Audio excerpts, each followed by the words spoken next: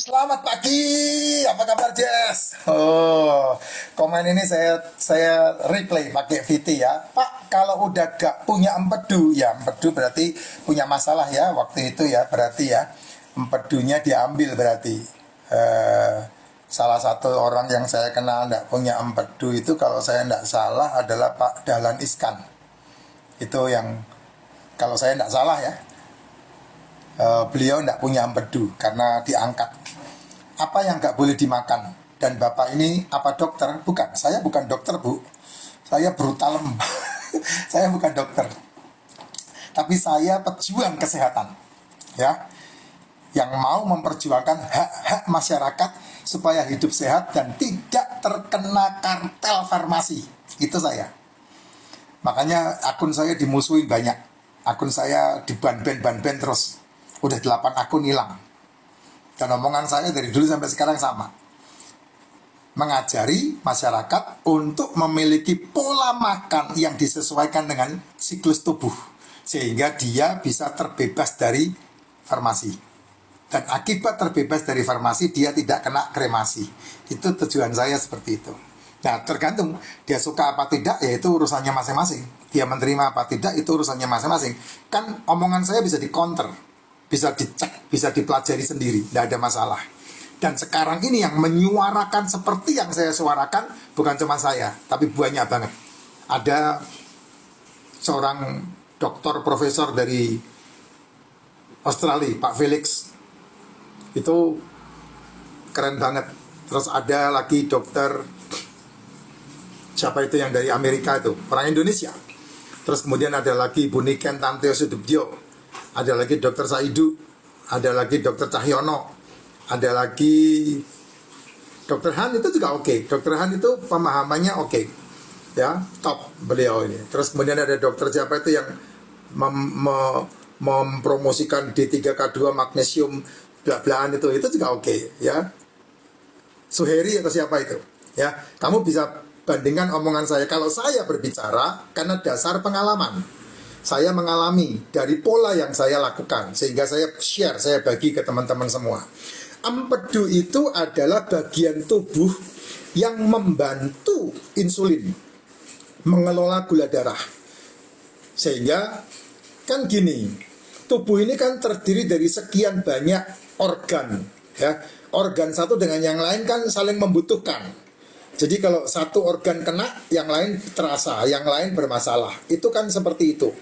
Nah, semua organ-organ tubuh ini kebutuhannya cuma 2. Mikronutrisi, makronutrisi. Itu kebutuhannya. Dan kamu harus kenal makronutrisi itu apa, mikronutrisi itu apa ya. Kalau enggak, kamu akan salah mengasuhkan. Sehingga muaranya ini loh, mulut ini yang harus dihati-hati.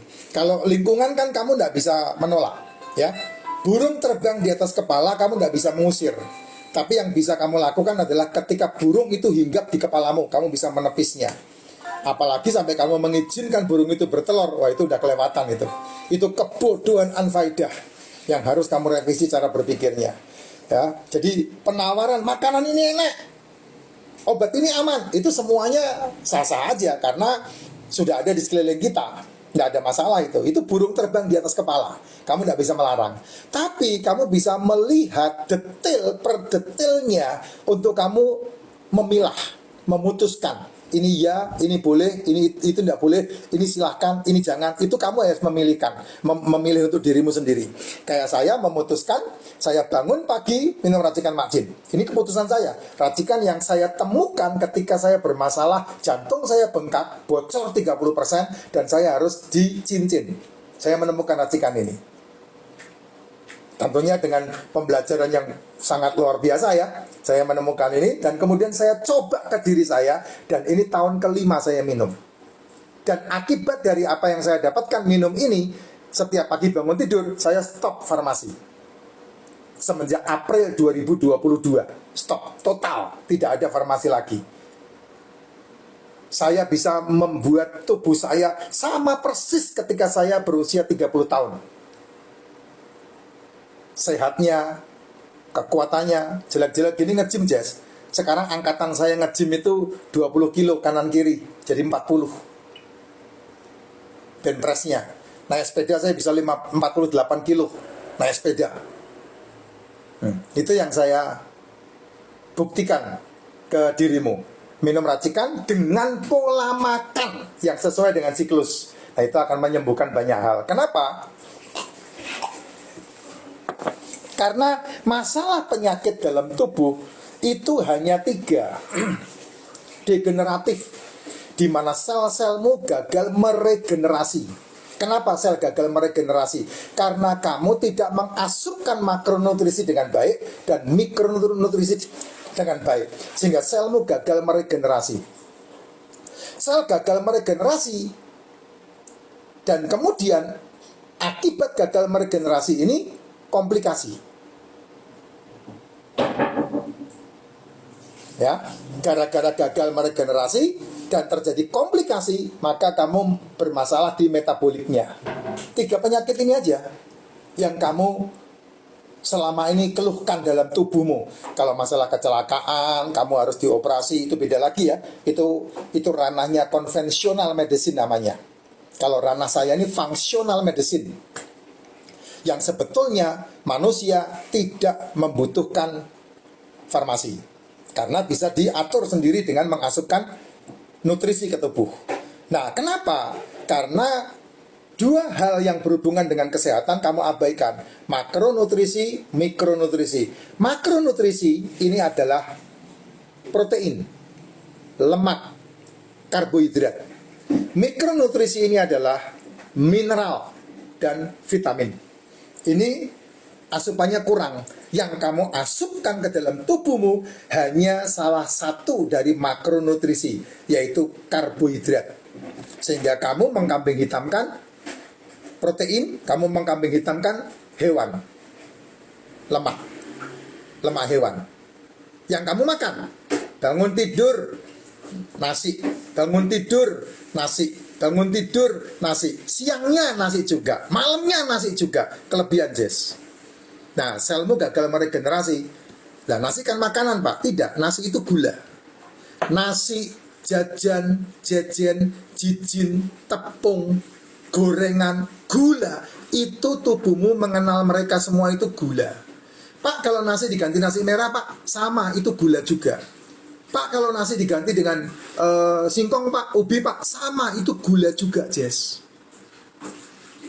Berarti nggak boleh dimakan? Salah, boleh dimakan, tapi porsinya harus di bawah daging, lemak, sama protein protein sama lemak, harus di bawah itu. Karena kalau kamu makan kebanyakan nasi, gula tidak bisa dipecah jadi protein. Tapi kalau kamu makan protein dan lemak, bisa dipecah jadi gula oleh tubuhmu ketika masuk ke usus. Itu masalahnya. Sehingga kamu bisa lebih sehat. Nah, empedu itu mengeluarkan cairan empedu. Dia butuh serat. Dan ini dia kenapa empedu bermasalah.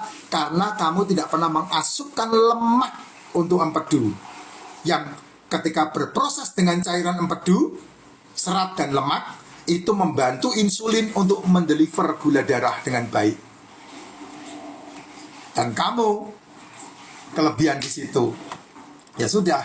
Jadi kalau seandainya dibilang apa yang tidak boleh dimakan, ya semua yang berhubungan dengan gula. Nasi dengan semua antek-anteknya, gula dengan semua turunannya, gorengan dengan semua turunannya, ya.